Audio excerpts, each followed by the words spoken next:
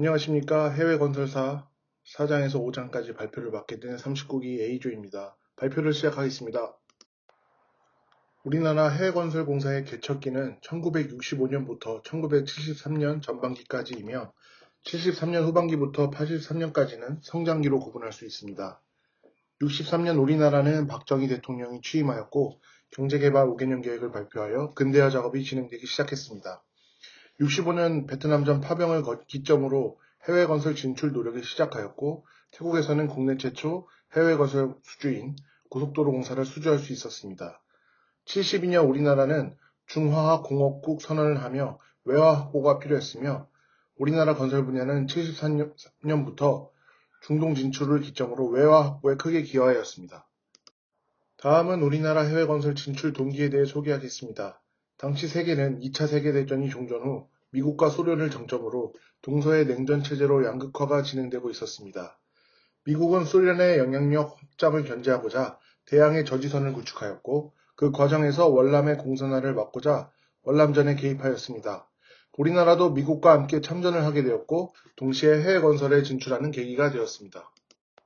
이때 미국은 한미 간에 체결한 브라운 각서를 통해 월남 파병 요청을 수락하는 조건으로 군수협조와 경제협조를 약속했습니다.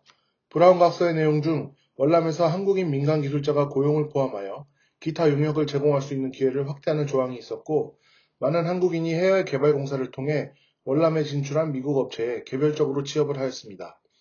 한국 건설 분야 참여업체로는 현대건설, 대림산업, 사망기업, 공영건업, 부흥건설 등이 있었습니다. 개척기의 해외건설공사 특성을 이야기해 보겠습니다. 한국 업체의 신뢰성 및 우수성을 이야기할 수 있습니다. 우리나라 내 미군 발주 프로젝트 공사를 수행하면서 미군 공사 관리자들은 한국인에 대한 신뢰도가 매우 높았습니다. 어떤 난관이 있더라도 계약 공기 내에 공사를 완성하는 모습에 신뢰성을 높이 평가하였다고 합니다. 월남 참전 등 미군의 이동에 따라 국내 미군 발주 프로젝트도 점차 감소화되었고 우리나라는 국내 발주 프로젝트 수나 규모가 부족함을 느끼고 점차 해외 건설 시장 개척 노력을 하였습니다.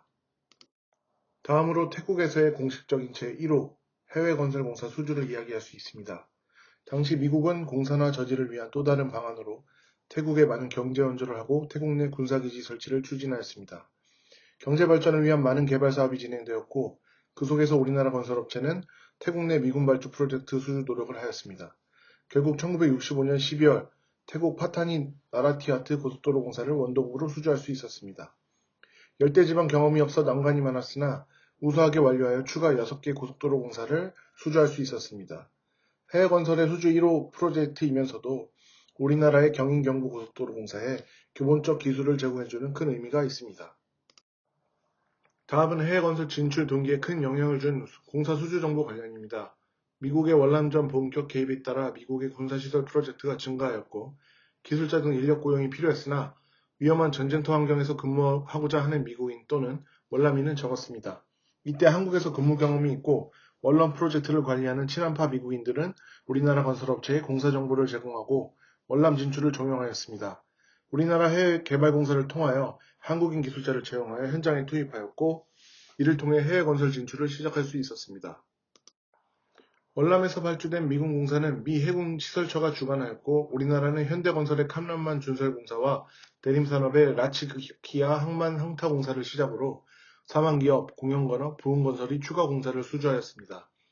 월남과 태국에 진출하지 않은 업체들은 같은 지역에서 우리나라 업체 간의 경쟁을 피하고자 타국으로 진출을 시도하였습니다. 인도네시아 등 13개의 많은 국가에 진출하여 공세를 수행하였습니다. 개척기는 해외 건설업을 지원하거나 규제하는 법이 정식 제정되지 않았습니다. 개척기 우리나라가 수행한 공사의 계약 형태는 원도급, 하도급 두 가지로 구분되는데 하도급 및 원도급 계약 형태 둘 다 기성금 수금에 문제가 없었습니다. 해외에서의 기성수금이 문제가 없고 발주국가의 정치적 문제가 야기된 바도 없었던 것이 정부 차원의 해외 건설 지원 필요성을 못 느낀 원인이 되었습니다. 국내 적용 건설업법에 일부 조항을 추가하여 해외 건설업을 지원하기도 했으나 실효는 없었다고 합니다. 개척기 해외 건설 공사를 정리해보면 첫 번째로 경제적 효과입니다. 국내 중화, 공업, 육성 등 외화 조달이 필요할 때 해외 건설 진출은 기술, 자재, 장비 등의 수출과 한국인 고용 효과 등 부가가치가 큰 사업으로 외화 조달에 영향이 큰 효자 산업이었습니다. 정치 외교적으로는 당시 국제 무대의 영향력이 미미했던 우리나라가 해외 건설을 통해 비수교국에 진출하여 기술력 과시, 해당국의 인사들과 제반 관계를 돈독히 다져 우리나라 외교 무대에 확장하는 데 크게 공헌할 수 있었습니다. 해외 건설의 성공으로 우리나라는 수원국에서 공여국으로 발전하는 기틀을 다질 수 있었습니다. 다음으로 기술 발전을 이야기할 수 있습니다. 동남아와 대체로 미국령인 태평양 도서국가에서 적용한 목구조, 항만 준설에 관한 새로운 기술을 경험하였습니다. 이는 우리나라 간척 사업에도 큰 도움을 주었고 국내 실업률의 저하에도 큰 효과가 있었습니다. 고용 효과가 큰 건설업은 해외 건설 소요 인력을 국내에서 송출하여 국내 실업률을 낮출 뿐만 아니라 국민소득 증대, 생활안전 기여, 내수시장 안정 등 다양한 분야에서 긍정적 영향을 미쳤습니다. 이 외에도 해외 진출 업체는 국제적으로 국가의 이미지 향상에 기여하기도 했습니다. 또한 업무량과 폭이 크게 늘었습니다. 국제 표준 절차에 따른 업무 수행으로 경험을 쌓기도 했습니다. 예로 기자재 구매 시에도 국제 구매 및 국제 표준 절차에 따라 수행해야 했습니다. 다음으로는 해외 건설 성장기입니다. 당시 중동 국가는 석유 자원을 기반으로 한 자금이 있었고 건설 사업에 이 자금이 투자되자 세계 굴지의 건설업체가 운집하였습니다. 중동 국가의 노동력 수급 형태는 노동력이 부족하고 전문 기술 인력 또한 부족했습니다. 또한 노동력 잉여의 문제점이 있었습니다. 1965년 베트남 진출했던 기업들은 해외 건설 경험을 통한 기술 축적, 자신감, 대외적인 신뢰를 구축하였습니다. 월남에서는 주로 미국의 건설업체 하도급이었다면 그 외 동남아 및 태평양 도서국가에서는 건설업체 자력으로 수주 및 시공하는 과정에서 국제적 기업의 자질을 갖추게 되었습니다. 월남과 같이 불안한 시장에서 안정적인 성장을 위해 또 다른 건설 시장의 개척의 필요성을 느꼈습니다. 중동 건설 시장 진출입니다. 당시 인도네시아에서 고속도로 공사를 시공하던 상황 기업은 이태리의 사우디 엔지니어링이 사우디아라비아에서 대규모 토목 공사 용역을 수행하는 정보를 얻어서 직접 사우디아라비아 출장, 시장 조사 등 수주 준비를 하였습니다. 당시 사망기업의 최종원 사장은 이 과정의 모든 준비를 참여하였고 우리나라 중동 진출 제1호의 고속도로 공사를 수주하였습니다. 중동 진출 제1호이면서도 우리나라 건설업체의 중동 진출 문을 열어주는 프로젝트가 되었습니다. 당시 중동 지역 건설 시장은 구미 건설업체들의 동무되었습니다. 하지만 앞선 기술 빌미로 과당 설계로 높은 공사비 요구, 공기 지연, 계약서의 지체 상금과 무관한 클레임의 청구가 빈번하였습니다. 중동 지역 발주자는 구미 업체들에 대한 불만이 커졌습니다. 이는 우리나라 건설업체에게는 해외 건설 진출의 기회가 되었습니다.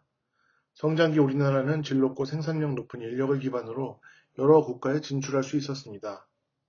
우리나라 전체 해외공사 수주고의 64%는 사우디아라비아에 편중되긴 하였으나 리비아, 이집트 및 아프리카, 그리고 아시아, 남미 지역의 다양한 국가에 진출할 수 있었습니다. 성장기 우리나라의 해외건설 촉진 정책은 성장기 10년 중 7년이 경과할 때까지 법적 근거가 부재했습니다. 유일한 법적 근거는 1975년 12월 31일 제정된 해외건설 촉진법이었으나 시행된 시점은 1981년 2월 1일로 해외건설 촉진을 위한 정부의 정식 지원을 거론하기 어려웠습니다. 중동 등 건설공사 발주량 증가 대비 해외건설 촉진법 제정은 늦은 감이 있었지만 한편으로는 많은 혼란을 겪으며 보완을 거친 후 공포되고 시행되어 비교적 현실성이 있는 법이 될 수 있었습니다. 법이 시행된 이후부터는 정부의 지원은 강력했습니다. 면허와 자격을 규정하고 정비기구의 정비화 확충, 세제 및 금융지원 강화 등 지원을 이어나갔습니다. 당시 우리나라 건설업체의 수준이 영세하여 어려움이 있어 해외공사 수주업이라는 면허를 만들었습니다. 상위그룹 25개 건설업체를 통합하여 단일 법인 형태로 한국해외건설 주식회사를 설립했고 수주만을 전담하고 시공은 회원사가 하청하는 방식을 도입하였습니다.